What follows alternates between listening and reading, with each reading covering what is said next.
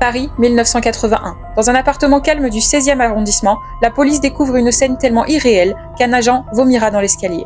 Sur le sol, du sang nettoyé à la va-vite. Dans le frigo, de la chair humaine soigneusement emballée. Dans la pièce voisine, un étudiant japonais minuscule, frêle, à lunettes rondes, attend calmement. Il ne nie rien, au contraire, il dira simplement « Je voulais savoir quel goût avait une femme occidentale ». Cet homme s'appelle Issei Sagawa.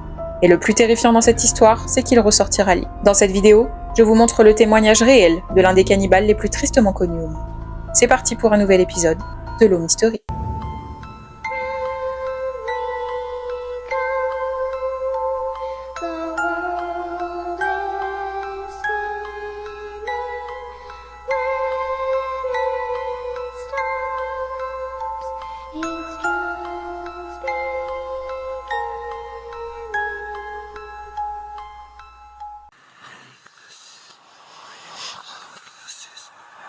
Issei Sagawa naît en 1949 à Kobe, au Japon, dans une famille riche et respectée.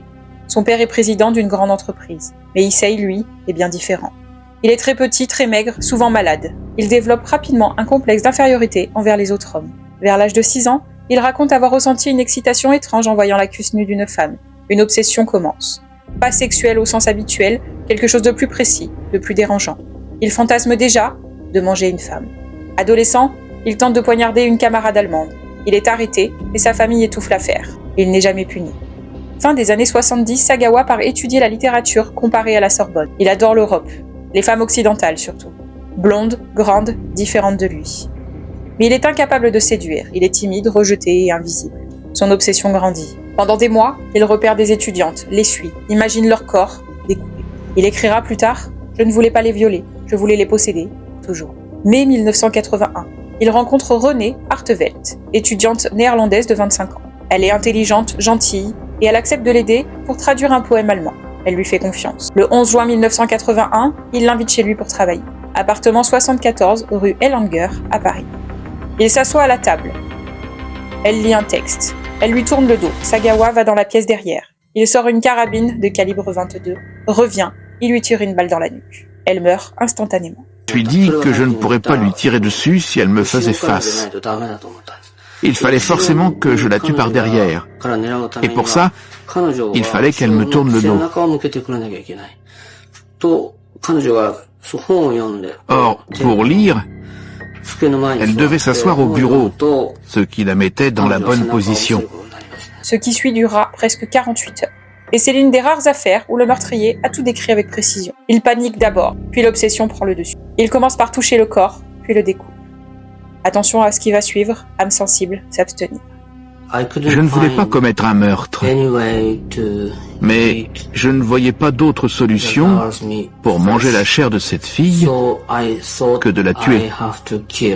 J'avais décidé à l'avance que je goûterais un morceau de ses fesses en premier.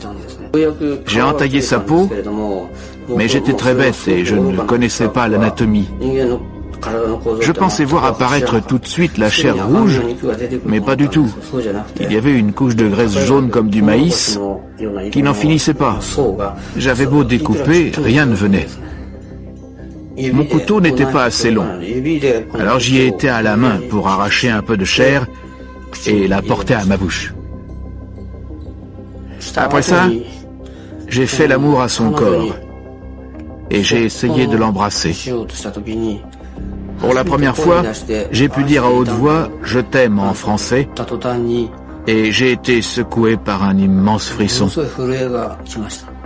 Il photographie tout, il dort à côté du corps, il écrit dans son journal et il explique avoir ressenti du bonheur. 2 jours plus tard, la décomposition commence. Il décide de se débarrasser du corps. Il découpe les restes, les place dans 2 valises. Le 13 juin 1981, au soir, il prend un taxi jusqu'au bois de Boulogne. Mais les valises sont lourdes, trop lourdes. En tentant de les jeter dans le lac, des passants remarquent son comportement. La police est appelée, ils ouvrent les valises. À l'intérieur, des restes humains. Sagawa n'essaye pas de s'enfuir. Il dit simplement « c'est moi ». En garde à vue, il avoue immédiatement tout, sans émotion, sans regret. Les psychiatres français concluent. Psychose cannibale irréversible.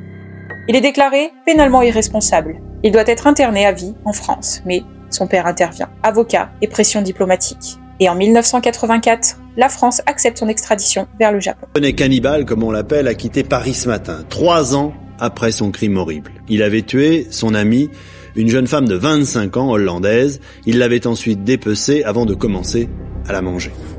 Reconnu irresponsable, cet homme de 37 ans sera interné dans son pays au Japon.